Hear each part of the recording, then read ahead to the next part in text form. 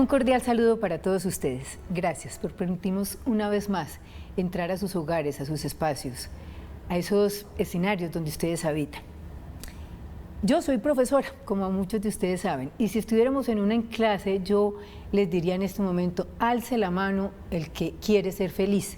Y yo creo que todos alzarían la mano, porque en el ser humano está ese deseo de alcanzar la felicidad. Pero eso, la felicidad hay que alcanzarla. Es el resultado de muchos pensamientos, muchas acciones, muchas decisiones que finalmente nos llevan a un estado de complacencia, de sentir que lo estamos haciendo bien, que vamos caminando por esta vida con cierta tranquilidad, con cierta alegría. Para llegar a ese estado de felicidad necesitamos muchas virtudes y una de ellas es la que vamos a trabajar hoy. Se trata de la armonía y vamos a hablar de esa virtud con una persona que desde que la conocí me inspiró eso. Él por sí mismo refleja esa armonía. Y como ustedes han visto en todos esos programas, a mí me gusta compartir con ustedes, con gente que pueda dar testimonio de vida de lo que está hablando. Sin más preámbulo, entonces les presento a nuestro invitado, el doctor Jorge Arango. Bienvenido, Jorge. Muchas gracias, Jenny. Muchas gracias por la oportunidad de compartir aquí. Bueno, cuando estaba preparando para ustedes, para nuestros televidentes este programa, consulté sobre ti y decía, terapeuta sintergético. ¿Qué es eso? Bueno, sintergética es un nombre que se le ha dado a un modelo terapéutico. Las terapias son sistemas ideados por nosotros los humanos para acompañar personas que están en el sufrimiento de cualquier índole, sea físico, emocional o mental. Sintergética es un modelo terapéutico de síntesis que permite hilar coherentemente muy diferentes visiones de la vida, la salud, la enfermedad. Entonces es un modelo terapéutico que llamamos integrativo frente al reto de la salud y de la integración, porque para nosotros enfermedades falta integridad. Bueno, Jorge es médico de la Universidad de Antioquia. Así ¿Eres es. tú? Es cirujano, es papá. ¿Qué más le contamos a los televidentes de Jorge? Aprendiz. ¿Aprendiz de qué? Aprendiz de ser humano. Bueno, como ustedes ven, es concreto. Aquí no es divagando. Jorge, entonces concretemos. ¿Qué es la armonía? Antes de empezar, te escuchaba ahorita hablando de la felicidad como una meta y para mí la felicidad no es una meta. Tú también lo decías, es un estado. Cada que nosotros los humanos nos ponemos en este sentido de las virtudes, metas, es como si eso fuera por allá algo lejano, algo que tuviéramos que hacer. La felicidad es natural.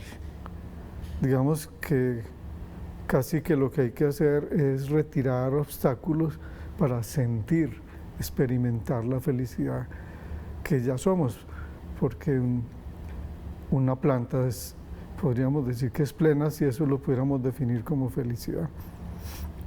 Respecto a lo de la armonía, el concepto de armonía es ligado a la coherencia.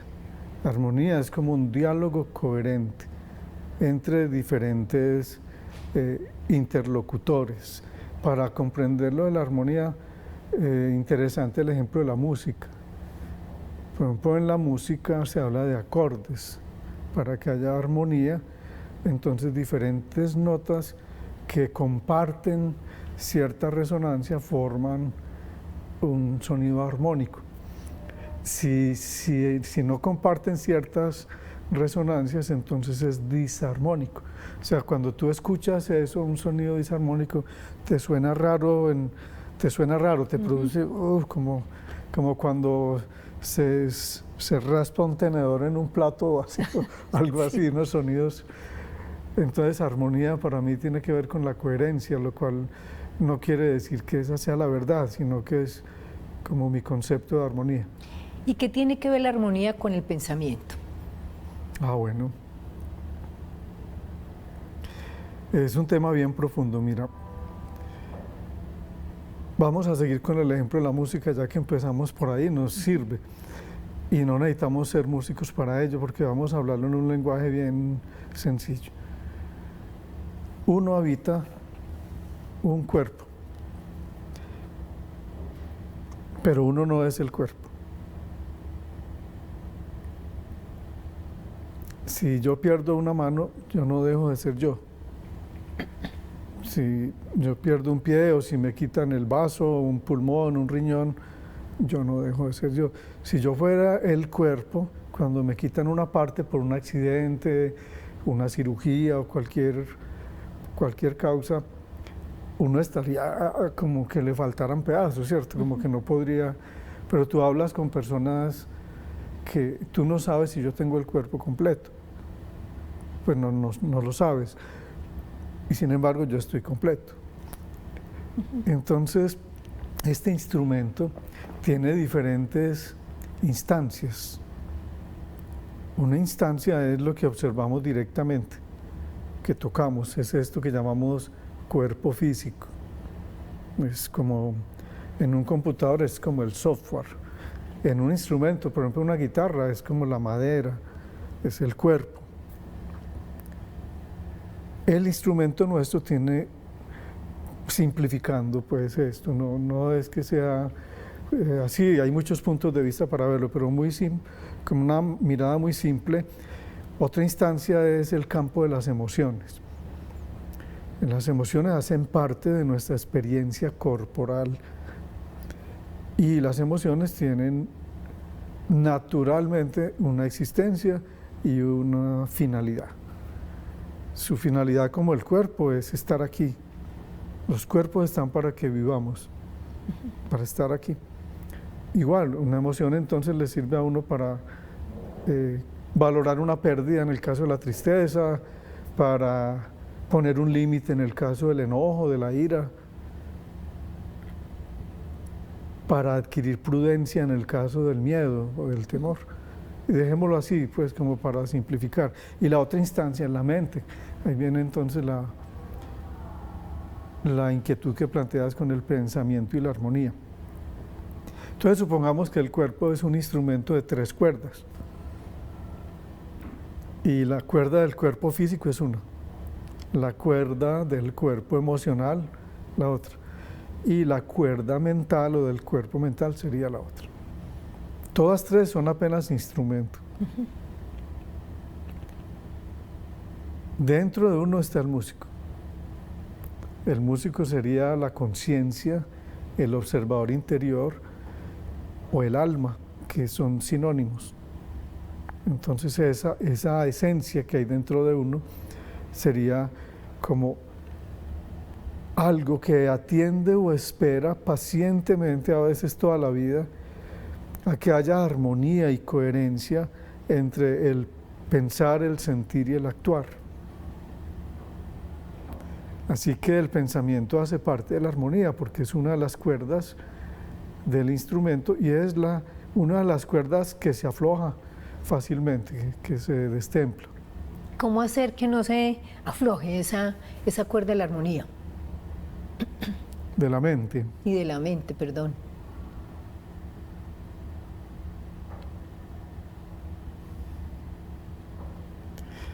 Bueno, necesitamos hablar entonces de la mente y hablar de la mente. ¿De qué está hecha la mente? Nunca me lo había preguntado, ¿de qué estará hecha? Porque el cuerpo sí sabemos, músculos, huesos, cartílagos, pero la mente ¿de qué está hecha? ¿Y cómo se hace el cuerpo? Volviendo al cuerpo, a la primera cuerda.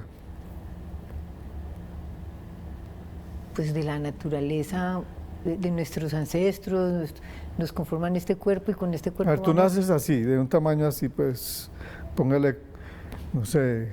30 centímetros. 40. Ah, bueno. Y ahora tienes 1,60 m, 1,70 m. 1,50 m, doctor, más pequeñita de lo que parezco. ¿Cómo se logró todo eso? O sea, pues alimentación. Alimentación, básicamente.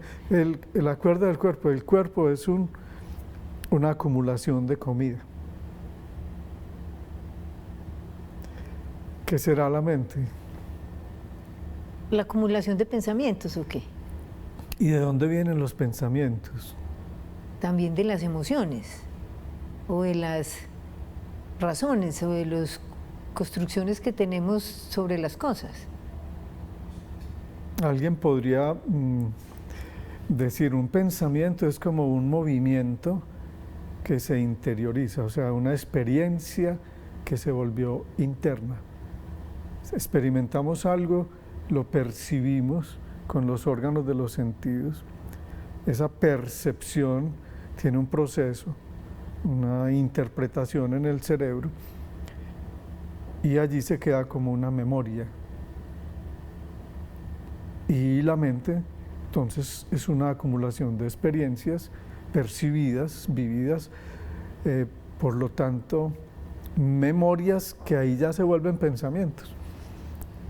Entonces es como un depósito de experiencias guardadas en una memoria. Y uno no es eso, uno vive en un cuerpo que tiene el instrumento de la mente y uno dice que piensa, pero realmente el pensamiento no es sino que es el desenvolvimiento de ese rollo que se envolvió. Entonces yo digo que es desenvolver el rollo. La gente dice muy bien, no, ¿qué rollo? ¿Cierto? Es que tengo un rollo. Sí, un rollo es una acumulación de pensamientos que son memorias. Entonces lo que nosotros llamamos pensar en la vida que llevamos naturalmente casi que no es pensar, es un automatismo, es sacar los archivos. Digamos, ¿qué quiere decir ese sacar los archivos? Mira, por ejemplo, un chino, una persona que nace en la China, aprende a hablar en chino y guarda sus experiencias en chino. Entonces sus pensamientos los va a expresar en mandarín, pues, en la lengua. No es más inteligente que alguien aquí que hable castellano, porque estamos en Colombia, ¿cierto? Sin embargo, a veces pensamos que es más inteligente la persona de China porque habla chino. Eso fue lo que aprendió sus experiencias, y cuando él está contando algo, está sacando lo que tiene adentro. Nada más, no puede hablar de nada más. Yo te puedo hablar usando mi pensamiento, estoy dando una respuesta de acuerdo a mis experiencias, a mis archivos, utilizando la mente, utilizando memorias que transformadas en pensamiento se vuelven aquí palabra. Entonces, realmente depende de lo que tú le introduzcas a la mente, que la mente va a tener ciertas características. Entonces, se habla mucho de eso en la meditación, en la espiritualidad, de poner la mente en blanco o aquietar la mente. Lo cual quiere decir que estamos sintiendo que la mente es inquieta. O que está inquieta, ¿cierto? Porque buscamos aquietar la mente. Ese sería el destemple de la cuerda de la mente. Los que estudian esto nos enseñan que naturalmente la mente, los pensamientos, tienen una asociación con el tiempo. Me explico. La mente solo existe como tal, se desenrolla en una especie de juego entre el pasado y el futuro. Ese es el movimiento de la mente. El pasado, tú me preguntas armonía, entonces mi mente empieza a buscar archivos, o mi conciencia dentro de mí busca archivos. Armonía, ¿qué será armonía? ¿Dónde encuentro eso? Memoria, eso es pasado. Futuro, ¿será que sí es esta la respuesta? Expectativa. Y nos pasamos a veces mucho, Jorge, preguntándonos qué pasó, por qué pasó, o proyectándonos como viajando atrás y adelante, y eso nos va quitando armonía, ¿o no? Ya eso es otro enredo más grande, porque eso es pensar sobre los pensamientos. O sea, darle otra categoría a los archivos. Y lo más tremendo es que además juzgamos los pensamientos.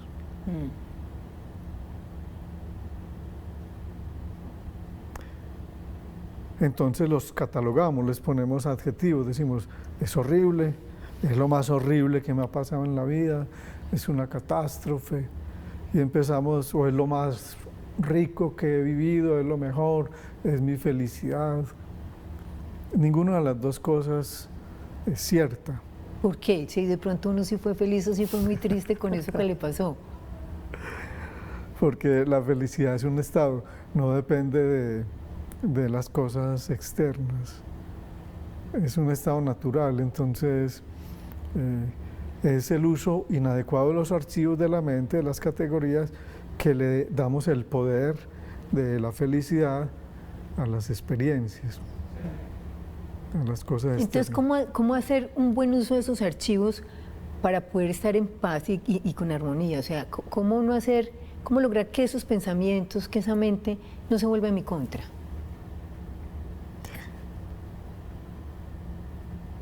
Atendiendo. Imagínate que yo esté aquí hablando, estamos aquí hablando, yo estoy acá así, y de pronto estoy hablando y empiezo a hacer esto así con mi pie, ¿sí? Y entonces a ti te empieza a dar como un desesperito, ¿cierto? Y ¿por qué mueve hacia el pie? ¿Qué le pasa a Jorge que le dice beriberi? Y de pronto yo no estoy consciente, estoy hablando, pero puede ser que esté nervioso, que pase algo. Y el pie, y si tú simplemente me miras, mírame por favor ahí el pie. Tu mirada me lleva a mí inmediatamente a mirar.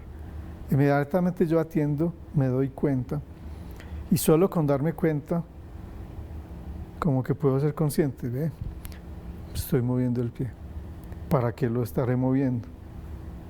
Si no estoy corriendo. Solo la observación plena, la atención plena, que ni siquiera es la concentración. Personas a veces hablan de la concentración es un esfuerzo. La atención no es un esfuerzo. La atención es todo lo contrario, es como si se conectaran los sentidos, todos los sentidos, con una experiencia. Uno dice que ve, que escucha y que gusta, pero casi nunca hacemos eso. Las experiencias vienen sesgadas por los pensamientos. Ponos un ejemplo de eso. Sí, por ejemplo, me invitas a una comida y me dices, vamos a comer una comida tailandesa. Ya hay un sesgo. O sea, cuando yo voy ya estoy esperando sentir unos sabores, ¿cierto? Y si tú me das una cátedra antes de la comida, posiblemente ya nos tiramos en la comida, porque cada pensamiento que le pongamos está generando un sesgo, una manera de dañar la experiencia. Ya. La experiencia es pura. Tú me puedes hablar todo lo que quieras del agua, pero si simplemente yo puedo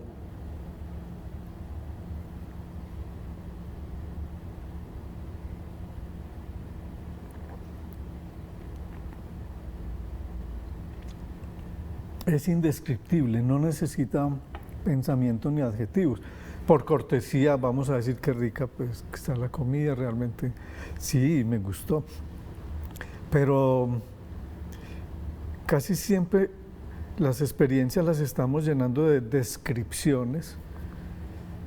Es como muy raro, los humanos no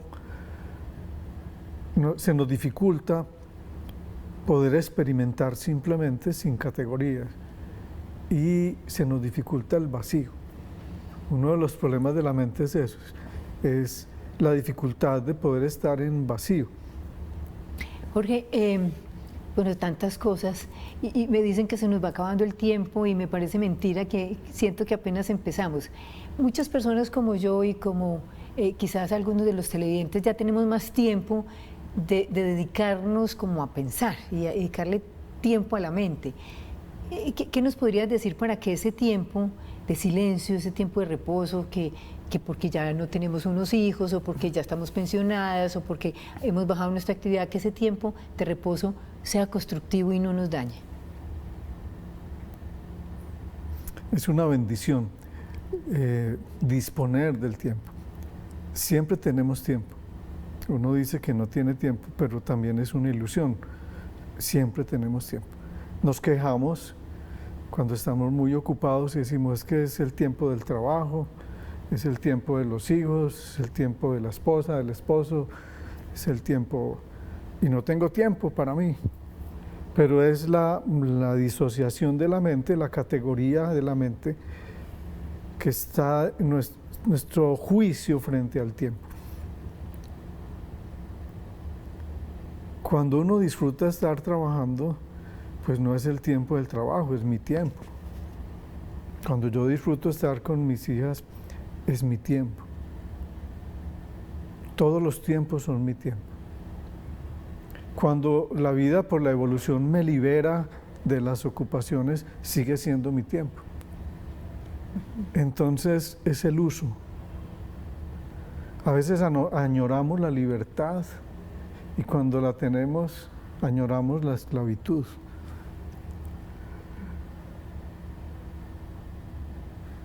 La contemplación es una de las experiencias que puede dar gozo a las personas que disponen de tiempo, de más tiempo disponible. La contemplación es atención. Entonces uno no se jubila de la vida, uno solamente se jubila de una empresa, pero no de la vida. Entonces si yo sigo teniendo la experiencia de la vida conectado con la vida en una atención plena a todo, la armonía florece. Entonces atiendo servir un poco de agua, hacer un chocolate, un café, calentar una arepa. Atiendo. La dispersión sería la disarmonía. Entonces, bueno, como les dije al principio del programa, Jorge es un invitado de esos que uno siempre quisiera tener una vez y otra vez. Muchas ideas, muchos mensajes, esa coherencia, ese estar atentos, ese saber que la felicidad es un estado, no es una meta, es un estado que tenemos y tenemos que ir quitándole las cosas que sobran a ese estado. Pues ahí les dejamos esas ideas, esperamos que les sirva para trabajar y para conseguir esa armonía que todos queremos. Muchas gracias por estar con nosotros, gracias a Jorge por este tiempo que nos ha regalado. Los invitamos a seguirnos en nuestras redes sociales y hasta una próxima ocasión.